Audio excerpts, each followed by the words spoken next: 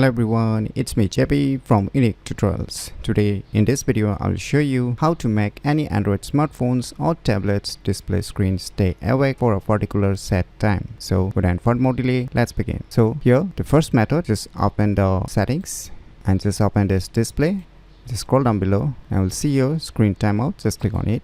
So these are the options you're gonna get inside the smartphone's inbuilt features. So the maximum is 10 minutes, so it's very limited. So if you want more than this, then you can use a second method. So for the second method, just open the Play Store and just search for one application named as Wiki. On the first list you will see the application. Just click on it. Now click on install to install this application. So once the installation is done, just click on open.